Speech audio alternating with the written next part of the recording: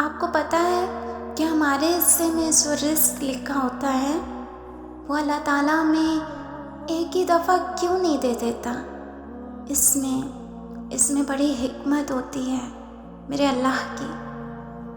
آپ کو میں ایک واقعہ سناتی ہوں کہ ایک دفعہ جب حضرت موسیٰ علیہ السلام اللہ سے ہم کلام ہونے چاہ رہے تھے تو راستے میں انہیں ایک شخص روک لیتا ہے، ایک تنگ دست شخص جو اپنے حالات کی وجہ سے بڑا تنگ ہوتا ہے۔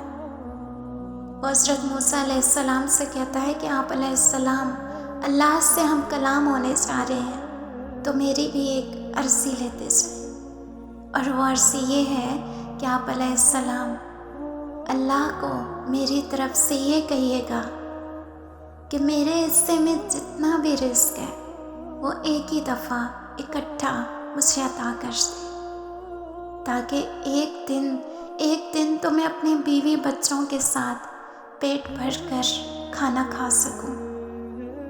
اور میں چاہتا ہوں کہ ایک دن ایسا ہو میری زندگی میں جو میں بھرپور طریقے سے گزار سکوں۔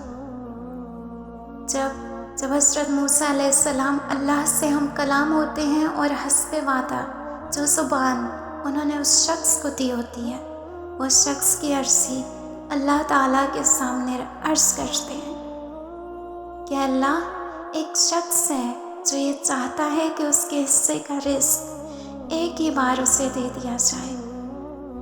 تو اللہ تعالیٰ کی طرف سے حضرت موسیٰ علیہ السلام کو یہ جواب ملتا ہے کہ اے موسیٰ، اس شخص کی زندگی میں نے جتنا رزق لکھ رکھا ہے نا، یعنی اس کی پوری زندگی میں، تو وہ صرف ایک اناج کی بوری کے جتنا ہے۔ اس لیے میں اس کو تھوڑا تھوڑا کر کے دیتا ہوں تاکہ اس کی پوری زندگی آسانی سے گزر سکے، کیونکہ جتنا رزق لکھا ہوا ہے نا وہ اسے ایسے ہی ملے گا۔ جب حضرت موسیٰ علیہ السلام یہ بات چاہ کر اس سائل کو بتاتے ہیں تو وہ سائل دوبارہ عرض کرتا ہے کہ اے موسیٰ، اگر دوبارہ آپ کا جانا ہو، یعنی پھر جب کبھی آپ اللہ سے ہم کلام ہو، تو میری ایک اور عرضی اللہ کے سامنے رکھیے گا کہ وہ جو ایک اناج کی بوری میرے حصے میں لکھی ہے وہ مجھے ایک ہی دفعہ دے دے۔ میں صرف یہ چاہتا ہوں کہ میں پیٹ بھر کر کھانا کھا سکوں۔ جب کچھ عرصے بعد حضرت موسیٰ علیہ السلام کا اس شخص کے گھر کے باہر سے گزر ہوتا ہے تو حضرت موسیٰ علیہ السلام بڑے حیران ہو جاتے ہیں۔ وہ نظارہ دیکھ کر وہ یہ دیکھتے ہیں کہ اس شخص کے گھر کے باہر باقاعدہ دیگیں پک رہی ہوتی ہیں۔ جب آپ علیہ السلام سارے مناظر دیکھتے ہیں تو پھر اللہ سے ہم کلام ہوتے ہیں کہ اے باری تعالیٰ، میں اتنے عرصے بعد یہاں سے گزر رہا ہوں اور ایک بوری کے جتنا رزق تو نے اس بندے کو دیا تھا، اور یہ تو اس سے بہت بڑھ کر ہے، نہ صرف اس کو رزق مل رہا ہے بلکہ یہ تو خیرات بھی کر رہا ہے، یعنی لوگوں پر بھی خرچ کر رہا ہے۔ تو یہ کیسے ممکن ہوا؟ یہ ماجرا مجھے سمجھ نہیں آیا۔ تو پھر اللہ تعالیٰ فرماتے ہیں کہ اے موسیٰ، میں نے جب اس کو رزق دیا تو اس شخص نے نہ صرف خود کھایا بلکہ اس رزق کا ایک حصہ اس نے ضرورت مندوں میں خیرات کیا، یعنی لوگوں کو بھی کھلایا۔ قرآن کریم کی ایک آیت ہے، وَارْزُقْنَا وَأَنْتَ خَيْرُ الرَّازِقِينَ، اور تو ہمیں رزق دے اور تو سب سے بہتر رزق دینے والا ہے۔ بے شک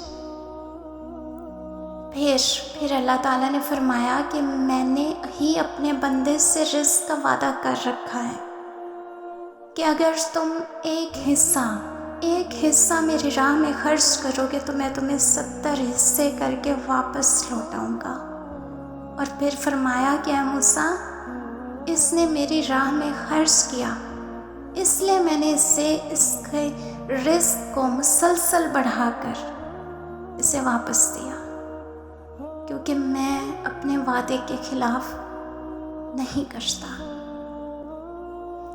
یہ ہے اللہ اللہ کی ذات بہت بڑی ہے، اور اس کے خزانے اتنے وسیع ہیں کہ ان میں کبھی کمی نہیں آ سکتی۔ اور یہی بات میں آپ لوگوں کو اس واقعے سے سمجھانا چاہ رہی تھی کہ آپ کا جو ایمان ہے، آپ کا جو توکل ہے اس ذات پہ، وہ اتنا مضبوط ہونا چاہیے کہ آپ جس ذات سے مانگ رہے ہیں نا، اس کے خزانوں میں کبھی کمی نہیں آ سکتی۔ اس کے پاس آپ کو دینے کے لیے بے تحاشا اور وسیع پیمانے پر رزق موجود ہے۔ کتنی خوبصورت بات ہے کہ اس ذات نے آپ کو جو کچھ عطا کیا، اس میں سے اگر آپ اللہ کی راہ میں خرچ کرتے ہیں تو وہ 70 حصے اس کے آپ کو واپس لوٹاتا ہے۔ سبحان اللہ! جب اس پاک ذات نے رزق کا وعدہ کر رکھا ہے تو پھر اس پر یقین رکھیں، اور یہ کسی انسان کا وعدہ نہیں ہے کہ جو بعد میں مکر جائے۔ یہ اس ذات کا وعدہ ہے جو پوری دنیا کو چلا رہا ہے، جس کے قبضے قدرت میں ہماری ہر ایک سانس ہے۔ تو وہ کیسے اپنے بندے کے ساتھ وعدہ خلافی کر سکتا ہے؟ صرف ہماری زندگی میں جو ایمان، توکل اور یقین ہے اس ذات پر، اگر ہم اس بات کو سمجھ لیں تو یقین کریں آپ کو کبھی زندگی میں کوئی پریشانی نہیں آ سکتی۔ رازق صرف اللہ کی ذات ہے۔ زندگی میں دوسروں کے لیے آسانیاں پیدا کریں، رب کریم آپ کے لیے آسانیاں پیدا فرمائے گا انشاءاللہ۔ دعا زارہ کو اپنی دعاؤں میں یاد رکھیں۔